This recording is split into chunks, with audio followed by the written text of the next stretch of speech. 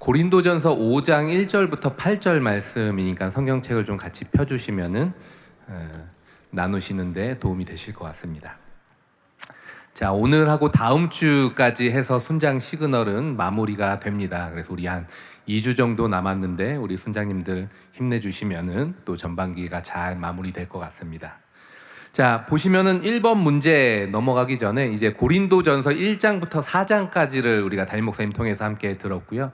고린도전서 1장부터 4장까지는 교리적인 부분에 대한 이야기라면은 이제 5장부터는 실제적인 부분으로 넘어갑니다.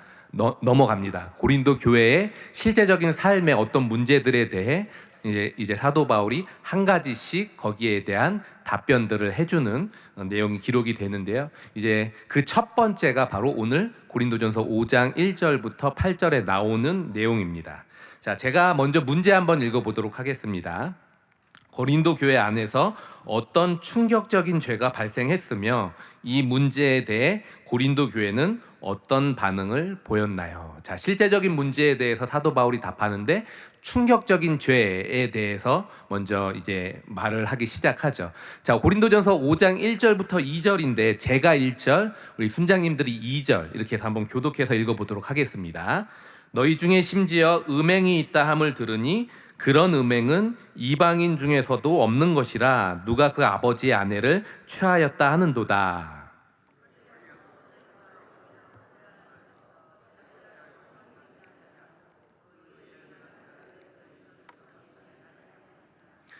자, 여기 1절 한번 보시면 1절 상반절에 보시면은 고린도 교회 안에 어떤 충격적인 죄가 발생했죠?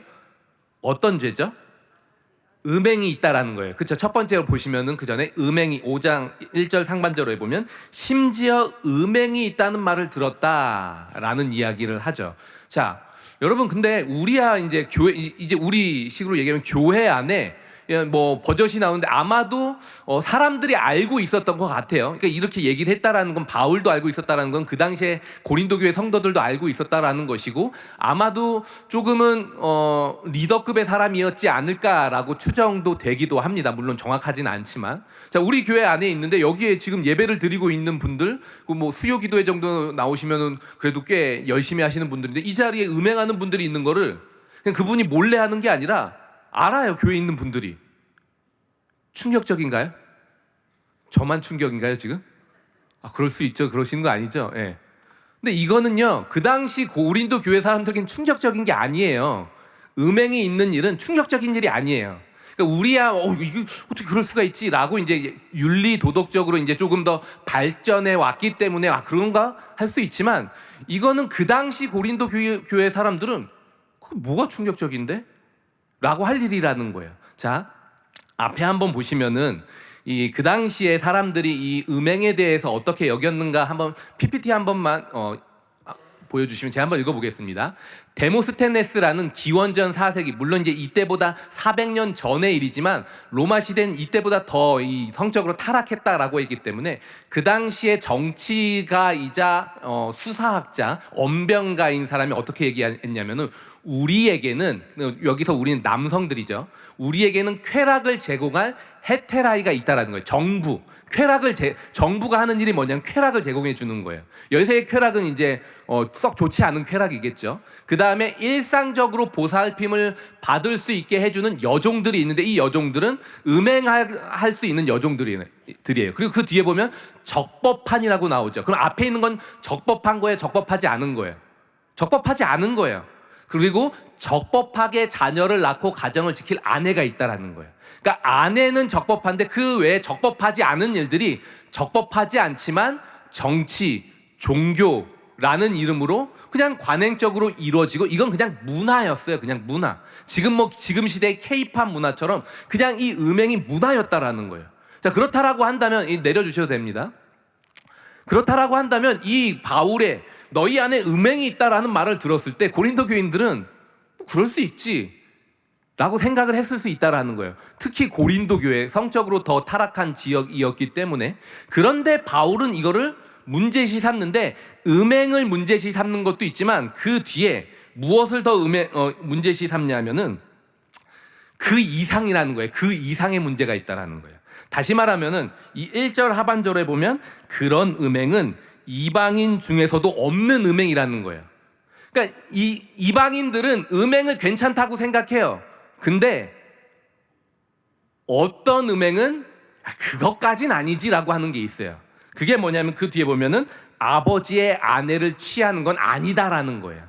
여기서 이제 아버지의 아내는 아마도 친모가 아닌 계모일 것 같습니다. 계모, 아마도 나이 많은 아버지와 결혼한 젊은 어머니일 수도 있고요. 어쨌든 계모와 아무리 계모이더라도 이런 근친상간의 이런 거는 이건 인륜적으로 옳지 않다. 누가 얘기한다고요? 세상 사람들도, 음행을 문화시 여기던 사람들도 이건 아니다라고 손가락질하는 죄가 있는데 그게 어머니하고의 음행이라는 거예요. 근데 그런 일들이 어디에 일어나고 있다고요? 고린도 교회 안에 버젓이 일어나고 있고 그걸 사람들이 알고 있다라는 거예요. 교인들이 알고 있다라는 것이죠. 자, 그럼 우리가 한번 생각해 볼 건, 그러면은 세상도 악질로 취급하는 음행에 대해 자칭 신령하다고 믿던 고린도 교인들은 어떻게 반응할까요? 이 사람은 문제가 있다라고 치고요. 그러면 그 사람에 대해 고린도 교회 공동체는 어떤 반응을 취했을까요? 고린도 교회 사람들은 자기들이 신령하다라고 생각하고 있거든요. 우리는 영적으로 탁월하다. 그럼 영적으로 탁월한 사람들이 이방인들조차도 받아들이지 못하는 음행에 대해 어떤 태도를 취했을 것 같으세요? 자, 그 내용이 이제 2절에 나옵니다. 2절에 보시면은 그리하고도 너희가 오히려 교만하여져서, 교만하고 그 다음에 통한이 여기지 않고 쫓아내지 않았다라는 건데, 먼저 교만하여졌다라는 거예요. 교만하여졌다.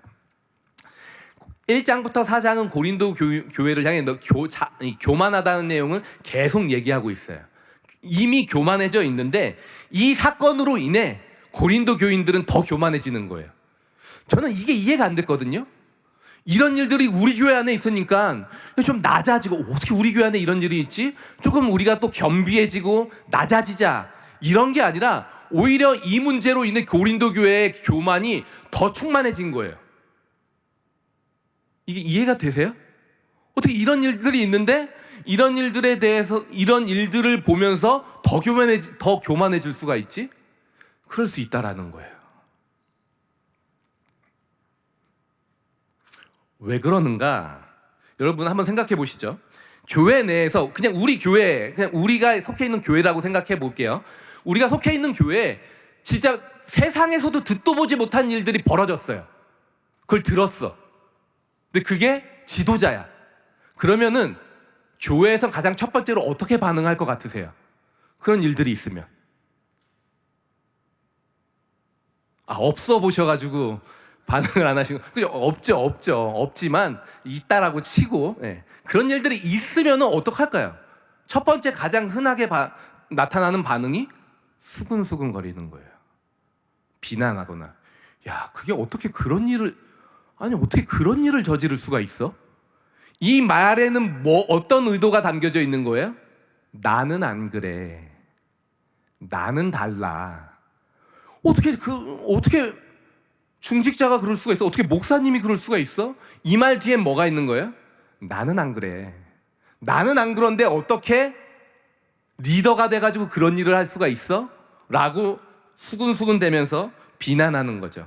다시 말하면 내가 잘해서 내가 하나님 앞에서 정말로 의인이 되었구나를 확인하는 게, 내가 잘한 걸 통해서 나의 의를 확인하는 게 아니라 남의 못함을 통해서 나의 의를 확인하려고 하는 거죠. 그러니까 내 수준이 올라서 내가 잘 가고 있다가 아니라, 그게 아니라 남이 못한 걸 보고 나는 괜찮구나라고 착각하는 거예요. 자기 의가 높아지는 거예요. 오히려 남의 못함을 보고 수근수근을 대고 있는 자기는 수준이 높다라는 착각에 의해 더 교만해지기 시작하는 거죠. 이게 바로 고린도 교회 안에 일어나는 거예요. 근친상간의 문제를 보면서 아니 어떻게 그럴 수가 있어? 나는 안 그러는데, 나는 그냥 여종하고는 모르겠지만 난 그 정도는 아니야 라고 생각하면서 자기는 신령하다라고 착각하고 있는 거예요. 이런 일들이 더 일어나고 있다라는 것이죠. 자, 이런 교회 내에 큰 문제가 일어나면 우리는 첫 번째로 수근수근거려요. 그 다음에 또 다른 반응이 있어요. 그게 뭐죠? 묵인하는 거예요. 나는 저런 놈하고는 달라. 상종을 말자. 그냥 아예 묵인하고 그냥 아예 관심을 갖지 않죠. 이게 바로 고린도 교회에 있었던 두 가지 현상이라는 거예요. 수근수근거림. 나는 달라. 나는 다른 신령한 사람이야. 상관하지 않을 거야. 라고 해서 그 사람과 자기의 관계를 아예 따로 떼놓죠. 그래서 그 사람의 문제를 해결하려고 다가가지 않아요. 이건 무슨 문제가 있는 거죠? 형제 의식이 없는 거예요. 너는 너, 나는 나, 너하고 나는 달라. 우리는 형제가 아니야. 교회 안에 있지만 너랑 나랑은 형제가 아니라 형제 의식이 고린도 교회 가운데 없었다라는 거예요. 그래서 통한이 여기지 않고 그와 그리고 그 자신이 속한 공동체를 위해 어떠한 긍정적인 행동도 취하지 않는 현상이 고린도 교회 가운데 일어났을 뿐만 아니라 이게 다만 고린도 교회 가운데만 있을까요? 아니요, 우리 가운데도 있을 수 있다라는 것이죠. 자, 그렇다라고 한다면 진정으로 신령한 사람, 교만하지 않고 겸손한 사람은 그럼 이 정말로 말도 안 돼, 세상에도 없는 문제를 발견했을 때 어떤 태도를 취해야 할까요? 그게 2절 하반절에 나와 있습니다. 제가 읽어볼게요. 어찌하여 통한이 여기지 않고 그 일 행한 자를 너희 중에서 쫓아내지 아니하느냐? 자, 어떻게 해야 된다라는 거예요? 통한이 여겨야 된다라는 거예요. 진짜 신령한 사람은 이런 문제를 봤을 때 비난하고 수군수군거리거나 묵인하거나 이런 게 아니라 통한이 여기는 반응을 취한다라는 것이죠. 여기 나오는 통한이라는 단어는 우리에게 익숙한 단어예요. 뭐냐면 애통하다라는 단어예요. 애통하다. 애통하는 자는 복이 있나니 그들이 위로를 얻을 것입니다 라는 그 바로 애통. 그리고 이 애통, 통한이라는 단어 어떤 단어냐면은 장례식장에서 느끼는 슬픔, 그러니까 가장 큰 슬픔을 느낀다라는 거예요. 그냥 아우 참 안 됐다, 어떻게 이럴 수, 이 정도가 아니라 정말로 마음을 찢는 슬픔으로 반응하는 사람들이 진정으로 신령한 사람, 그리고 교만하지 않고 겸손한 사람이라는 것을 우리가 알 수 있죠. 자, 왜 이런 감정을 가져요? 그는 내 형제거든요. 상관없는 사람이 아니라 내 형제예요. 내 형제. 친형제는 아닐지라도 영적인 형제, 예수 안에서 함께 맺어진 내 형제, 내 피부치예요. 나보다 열등한 사람이 아니라 나와 동등한 사람, 그 사람만의 문제가 아니라 나에게도 똑같은 일이 일어날 수 있다는 것을 알기 때문에 애통하면서 그냥 너 해결해라 이게 아니라 같이 해결하려고 하는, 동참하려고 하는 이러한 태도가 일어난다라는 것이죠. 그의 문제가 다만 그의 문제가 아니라 내 문제이고 우리의 문제라고 여기면서 통한이 여기는 일들이 일어나는 사람이 있다라는 거예요. 오늘 본문을 근거로 해서 우리가 한번 우리의 영적 상태를 한번 점검해 볼 필요가 있습니다. 제가 한번 순장님들한테 여쭤볼게요. 순장님들도 한번 순원분들한테 한번 여쭤보세요. 여러분들은 고린도 교회처럼 교만하십니까? 아니면은 교만하지 않으세요? 대답하지 마세요. 예, 괜찮습니다. 예. 여러분들은 어떻게 생각하세요? 내가 교만한가? 겸손한가? 나 정도면 겸손하지. 이건 그냥 내 느낌이죠. 성경을 근거로 한번 생각해 보면, 오늘 본문을 근거로 생각해 보면은 누가 교만하고 누가 겸손한 사람이에요? 형제 죄를 마주할 때 수근수근거리거나 비난하거나 아니면 묵인하는 사람이 아니라 그 문제에 대해 애통하는 사람이 겸손한 사람이라는 거예요. 우리 안에 일어나는 심각한 문제가 아니더라도 누군가의 죄를 봤을 때 애통이 여기지 않는 사람은 교만한 거예요. 그러니까 누군가의 문제를 발견했을 때 내 안에 애통함이 없다, 그럼 우리는 경계해야 돼요. 내가 혹시 지금 교만한 거 아닌가? 라고 생각해 봐야 한다라는 것이죠. 비난하거나 수근수근거리거나 묵인하는 사람은 교만하고 본성적인 사람이에요. 그러나 애통하는 사람은 겸손하고 신령한 사람이라고 바울은 이야기하고 있는 거죠. 그럼 건강한 교회는 어떤 교회예요? 여러분들이 생각할 때 건강한 교회는 어떤 교회입니까? 여러분들의 생각에 여러분들의 예친이 건강한가 건강하지 않은가는 뭘로 판단할 수 있어요? 문제가 없으면 건강한 교회, 죄가 없으면 건강한 교회라고 성경은 말하지 않아요. 문제 없고 죄가 없는 예친과 교회는 이 세상에 존재하지 않아요. 이 세상은 죄가 여전히 힘을 갖고 있기 때문에 아무리 오래 신앙생활했더라도 문제가 있고 죄가 있을 수밖에 없어요. 문제의 유무, 죄의 유무로 건강한가 건강하지 않은가를 따지는 게 아니에요. 성경은 단 한 번도 우리에게 그렇게 말하지 않아요. 그럼 어떻게? 문제가 발생했을 때, 죄가 눈에 보일 때 어떤 태도를 취하는가에 따라 건강의 유무가 결정이 되는 거예요. 비난하면은 건강하지 않은 공동체. 그런데 애통하는 현상들이 일어난다. 그럼 그 공동체는 비록 심각한 죄가 있더라도 건강한 교회인 거예요. 통한이 여기는 마음이 회복되는 은혜가 여러분들의 예친 가운데 일어나게 되기를 축원합니다. 자, 그래서 적용 질문으로 공동체 안에서 누군가의 죄를 보면은 주로 어떻게 반응하는지를 한번 나눠 보셔도 될 것 같아요. 혹시 최근에 어떤 좀 문제를 발견했을 때 내가 비난했는지 혹은 묵인했는지 아니면 좀 그것 때문에 좀 마음 아파하는 현상들이 있었는지를 좀 같이 한번 나눠 보시면 좋을 것 같고요. 특별히 최근의 현상이 나의 지금의 영적인 이 상태와 연결되어 있기 때문에 최근의 부분을 좀 같이 나눠 보시면 좋을 것 같습니다. 제가 봤을 때 1번 문제가 가장 베이스가 돼서 중요할 것 같고요. 그 다음에 2번, 3번은 적용처럼 넘어가시면 될 것 같은데 2번 문제 제가 한번 보겠습니다. 이 약한 죄에 대해 교회는 어떻게 대응해야 하며 교회가 그렇게 대응할 때 어떤 유익을 얻게 됩니까? 자, 교회 대응에 대해 3절에 나와 있어요. 사도 바울은 이렇게 말합니다. 내가 실로 몸으로는 떠나 있으나 영으로는 함께 있어서 거기 있는 것 같이 이런 일을 행한 자를 뭐 한다고요? 판단하였다. 그러니 너희도 판단해라 라는 거예요. 이런 일들이 있을 때에는 이런 죄가 교회 가운데 드러날 때에는 판단해야 한다라는 거예요. 그게 옳은지 아닌지.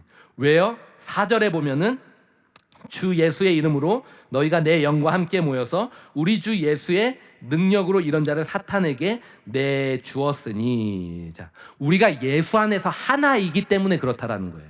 그래서 예수의 능력과 지혜로 함께 이 문제를 판단하고 해결해야 한다라는 것이죠. 하나이기 때문에 판단하고 함께 해결해 나가야 한다라는 것입니다. 자, 그럼 구체적으로 어떻게 대응해야 될까요? 5절, 이런 자를 사탄에게 내주라는 거예요. 뜻밖이지 않습니까? 이런 자를 긍휼히 여겨라라고 얘기하지 않아요. 이런 자를 얼렁뚱땅 그냥 대충 넘어가라라고 말하지 않아요. 봐줘라. 형제니까 봐줘라라고 얘기하지 않아요. 단호하게 얘기합니다. 사탄에게 내줘라. 약간 좀 강한 단어죠. 이건 그냥 추방하라라는 거예요. 교회에서 내보내라라는 거예요. 근데 교회에서 쫓아내라라고 정도만 해도 되는데 왜 사탄에게 내어주어라 라고 얘기를 할까요? 그만큼 강하게 대처하라라는 거예요. 강력하게, 단호하게, 즉각적으로. 대충 넘어가지 말고 죄에 대해 강력하게 치리하고 권징하라라는 것입니다. 다시 말하면 공동체가 함께 대응하고 해결해라, 함께 책임지라라고 얘기합니다. 여러분, 뭐 우리가 주로 이제 물어보는 게 어떤 교회가 건강한 교회라고 물어보잖아요. 그냥 누가 교회를 옮길 때나 지역을 옮길 때 어떤 교회가 건강한 교회가 어디로 가야 돼요? 여러분들은 어느 교회가 건강하다고 생각하십니까? 종교개혁 이후로 이 개혁 교회는 건강한 교회 표징을 3가지로 얘기했는데 하나가 말씀이고 두 번째가 성례거든요. 세 번째가 권징이에요. 그 교회가 죄에 대해 어떤 태도를 취하는가를 따라서 그 죄에 대해 어떤 태도를 취하는가에 대해서 그 교회가 건강한가 건강하지 않은가를 판단할 수 있다라고 얘기를 합니다. 누군가의 잘못에 대해서 권징하는 거 결코 쉽지 않아요. 굉장히 어렵거든요. 제일 쉬운 건 그냥 잘라내고 나가라. 우리 교회 오지 마. 이게 제일 쉬워요. 근데 여기서 말하는 권징은 그런 게 아니라는 거예요.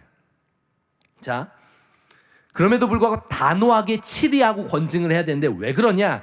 유익이 있기 때문이라는 거예요. 5절 하반절에 보시면은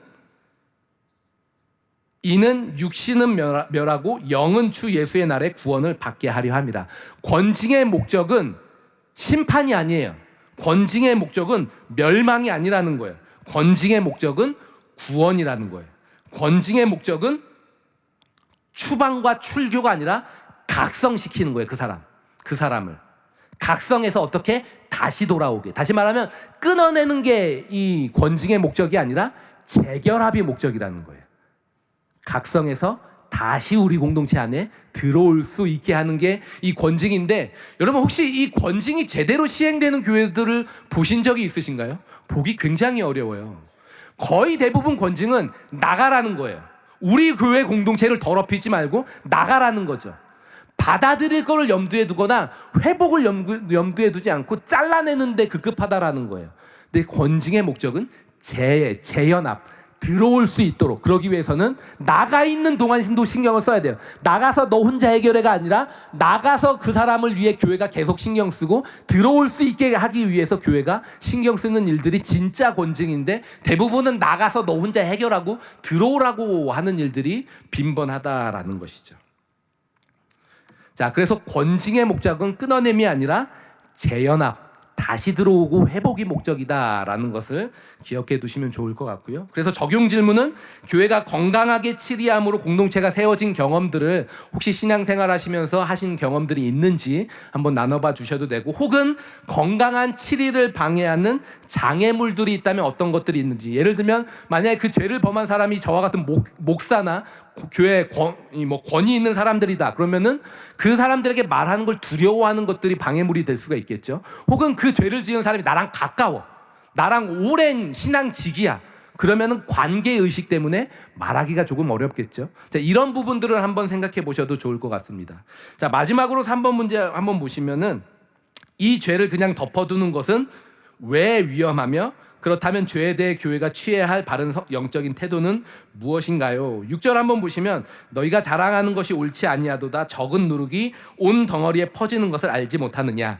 위험하다라는 거예요. 어떤 것처럼? 적은 누룩이 온 덩이에 퍼지듯 이게 한 가지 죄처럼 보이지만 이게 곧 공동체에 굉장히 빠르게 퍼져나간다라는 거예요. 그 대표적인 게 구약시대의 아간의 범죄죠. 아간의 범죄. 그래서 어떻게 빠르게 대처했어야 한다라는 거예요. 제가 예전에 서울 신림에서 사역할 때였는데, 제가 청년들 사역을 하고 이제 성경 공부를 하고 이제 청년들하고 식사 자리가 있었어요. 그리고 식사 자리를 하고 제가 잠깐 자리를 비우고 들어오는데 한 남자 청년이 청년들하고 이렇게 얘기를 하다 이런 얘기를 해요. 나 내일 여자친구하고 제주도로 놀러 가. 비행기 타고 놀러 가. 둘이서 놀러 가. 아, 괜찮나요? 이게 13년 전이었거든요. 13년 전. 교회 공동체에서 이 얘기를 하는 거예요. 성경 공부 끝나고. 근데 그 자매가 우리 교회 공동체 여자 청년이었어요. 그러니까 교회 다니는 남자 청년과 교회 다니는 여자 청년이 제주도로 둘이 여행을 가는 거예요. 건전하겠죠? 건전할까요? 제가 그걸 들으면서 지금 제가 나를 목사로 안 보고 얘기하는 건가? 목사님이 있는 걸 모르고 얘기하는 건가? 귀를 의심했어요. 근데 제가 더 당황스러웠던 거는 그 자리에 저 말고 청년들이 되게 많았거든요. 한 20명 정도 성경 공부하고 있었거든요. 아무도 당황하지 않는 거예요. 제가 그래서 더 당황했어요. 그래서 제가 그 남자 청년을 밖으로 불러냈어요. 그리고 제가 이렇게 얘기했어요. 하나님이 보시기에 건강한 여행이라면 가도 괜찮은데 그게 아니면 안 갔으면 좋겠다. 그 청년이 뭐라 그랬을까요? 아멘, 그러겠습니다. 했으면 참 좋겠죠. 근데 목사님, 내일 비행기예요. 이 말은 뭐예요? 포기 못하겠다라는 거예요. 그렇죠? 그래서 제가 뭐라고 했을까요? 그거 내가 내줄게. 위약금 내가 낼 테니까 안 갔으면 좋겠다. 그때 제가 부임한 지 한 달? 2달 정도밖에 안 됐어요. 그래도 내가 내줄 테니까 안 갔으면 좋겠다. 그 청년이 약간 움찔했던 것 같아요. 그래서 알겠습니다, 목사님, 생각해 보겠습니다. 그러고 나서 갔는지 안 갔는지에 대해서 얘기를 하지 않더라고요. 근데 제가 했던 건 뭐냐면은 이 분위기를 그냥 두면 안 되겠다라는 거였어요.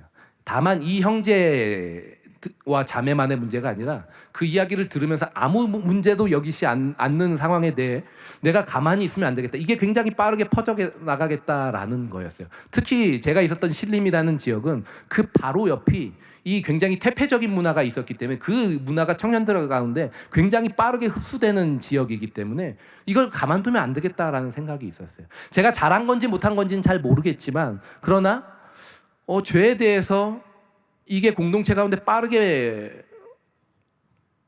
퍼져나가게 하지 않는 게 우리의 역할이지 않을까라는 생각을 오늘 본문을 보면서 한번 생각해 보게 되었습니다. 여러분, 바른 태도가 무엇일까요? 7절부터 8절은 소극적인 태도와 적극적인 태도 두 가지를 얘기하고 있어요. 소극적인 태도는 뭐냐면요, 묵은 누룩과 악하고 악의에 찬 누룩을 제거하라라는 거예요. 그러니까 이 묵은 누룩은 죄의 습성이에요. 악한 본성을 제거하고 그 다음에 악의에 찬 누룩, 부패한 윤리를 공동체로부터 끊어내고 제거하라라는 거예요. 이게 우리의 역할이라는 것이죠. 가볍게 여기지 말라라는 거예요. 그리고 그의 문제가 아닌 나의 문제로 여기면서 동참하라라는 것이죠. 조금 더 적극적인 태도는 뭐냐면은 새 덩어리, 새로운 거듭난 본성이 되었으니 순전함과 진실함, 거룩한 윤리를 행하라라는 것이죠. 이걸 로마서식으로 얘기하면 악에게 지지 말고 선을 행해라. 그렇게 했을 때 너를 비난하거나 왜 까탈스럽게 굴어? 너만 잘났어? 우리도 알아. 근데 왜 너 혼자 그렇게 왜 그렇게 좀 유별나게 굴어? 얘기하더라도 낙심하지 말고 선한 일이라면 계속 선을 행하십시오. 그러면 어떻게 해요? 때가 이르면 열매가 반드시 맺힌다라는 것이죠. 죄, 불의에서 벗어나 회복, 거룩의 자리로 돌아올 수 있게 하는 게 건강한 교회에 속한 건강한 성도들의 태도라는 것입니다. 그래서 마지막 적용 질문 한번 보시면은 건강한 예친을 만들기 위해 함께 경계하면 좋을 말과 행동이 무엇인지 한번 예친 모임이 더 무르익기 전에 한번 나눠보시면 좋을 것 같아요. 특별히 저속한 농담 같은 것들을 우리도 모르게 친해지다 보면 할 수 있잖아요. 그럴 때 되면은 나중 되면은 그걸 제지하기가 어려워요. 이럴 때 뭐 저속한 농담 같은 걸 우리가 좀 하지 않았으면 좋겠다 이런 얘기들을 해보셔도 되고, 아니면은 사치를 조장하는 말들 있잖아요. 은근히 뭐 나 요번에 좀 좋은 걸 뭘 좀 선물 받았어 뭐 이렇게 얘기하면서 은근히 이게 시계를 막 이렇게 막 만져보거나 뭐 이런 뭐 백을 갑자기 어느 순간 떨어뜨리거나 요런 부분들 이미 행하셨으면 죄송합니다. 뭐 이렇게 딱 드린 건 아니니까 이런 부분들을 우리가 좀 조심하면 좋겠다. 아니면 뭐 자녀와 관련된 부분일 수도 있고, 한번 이런 부분들 혹시 우리가 하는데 건강한 예친을 위해서 어떤 부분이 좋을지 한번 나눠보셔도 되고, 함께 실천하면 좋을 말들은 또 뭐가 있는지 이런 부분들을 함께 나눠보시면 좋을 것 같습니다. 네, 조금 내용이 무거울 수도 있고 어려울 수도 있는데 궁금하신 부분들은 교구 목사님들께 물어보시고, 그리고 담임 목사님 설교를 꼭 잘 챙겨 들으시면 좋을 것 같습니다. 네, 마치고 우리 내려가서 같이 모임하고 마무리하도록 하겠습니다.